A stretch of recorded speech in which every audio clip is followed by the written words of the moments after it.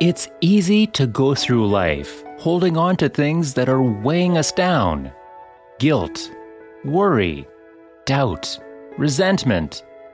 The problem is, when you allow these things in, they're taking enough space for the good things that should be there. Imagine your life is like a container. You were created to be filled with happiness, love, joy. But if you allow resentment in, it pushes out the joy.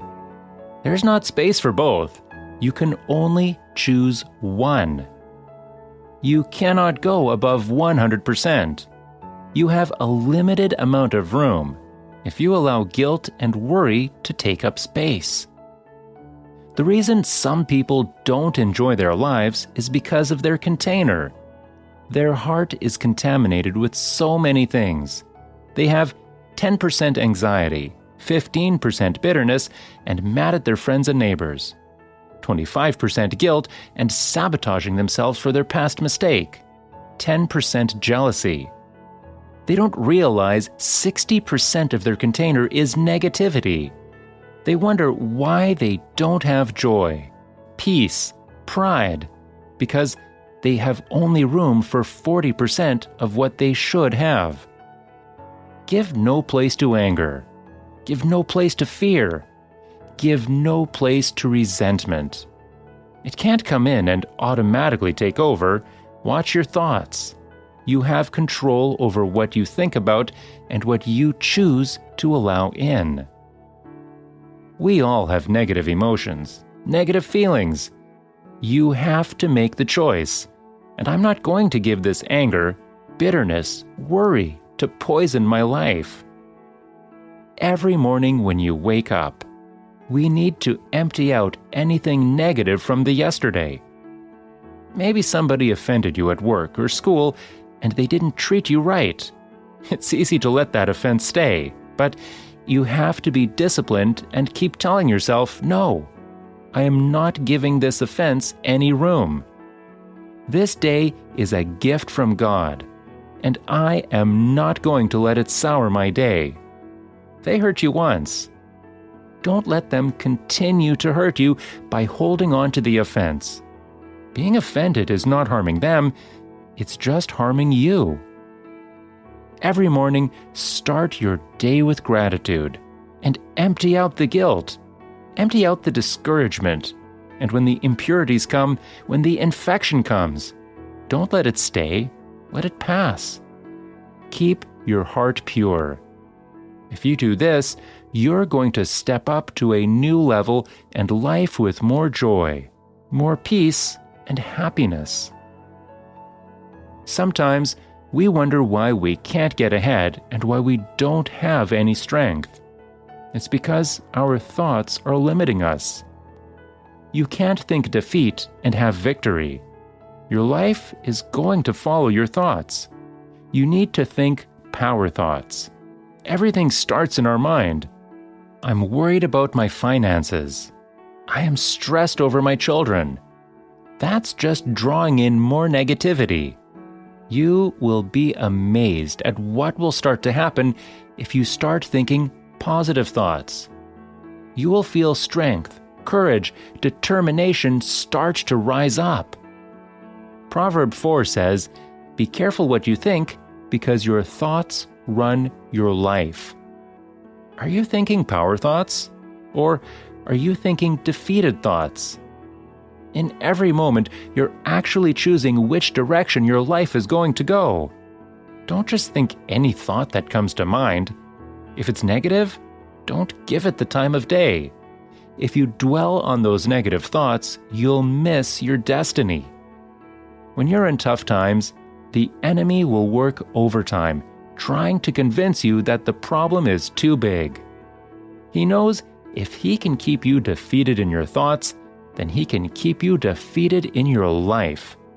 When thoughts tell you it's not going to change, instead of thinking those weak thoughts, turn it around and say, "Yes, I have a lot of problems, but I've been armed with strength for every battle.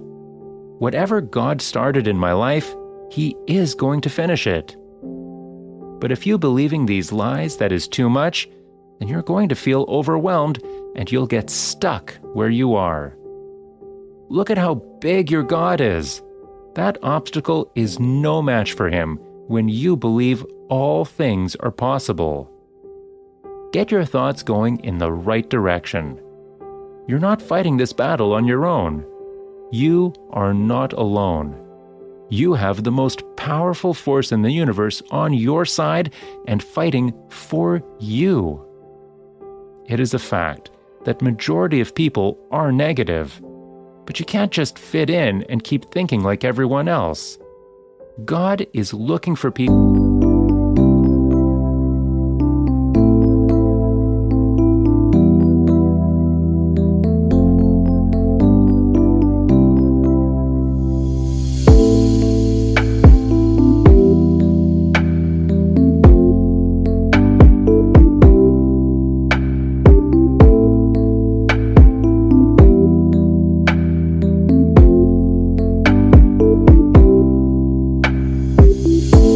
That are not discouraged by how big the opposition is. Negative thinking is contagious.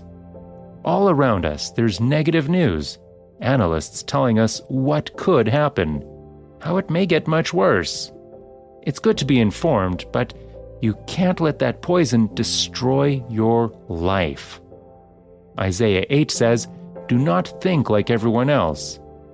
You don't have to fear the virus, fear the future. Just keep honoring God, and He will keep you safe. He will do what medicine can't do. When the majority are afraid and negative, you have to be on the offensive and say, "No, I'm not falling into that trap.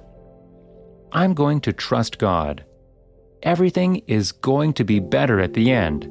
I'm going to think power thoughts." I was out riding my bike the other day. Most of the route is flat, but there's one very big hill. I like to exercise and enjoy the challenge, but this particular day, I was tired, and about 10 minutes into my ride, I started thinking, I don't want to go up that hill. I don't want to have to push. Wondering if I could make it up, and at one point, I received a phone call. I started talking as I was riding. About 20 minutes later, I hung up. I thought, okay, I don't want to go up that hill. When I looked around, I realized I had already gone up the hill. But because I was distracted with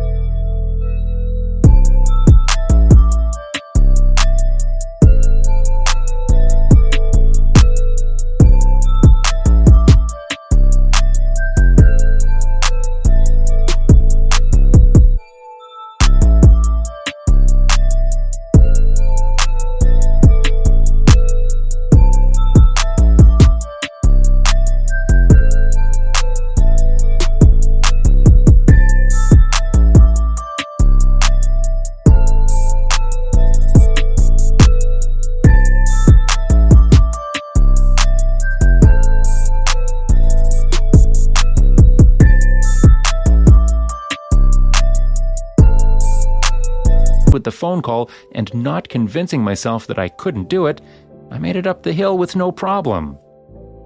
I wonder, how many times we're telling ourselves what we can't do, thinking these weak, defeating thoughts, when the truth is, you have already been equipped to handle it.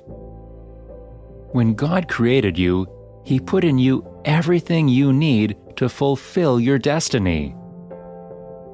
Every morning when you wake up, tell yourself, this is going to be a good day. I am confident and strong. I have the favor of God.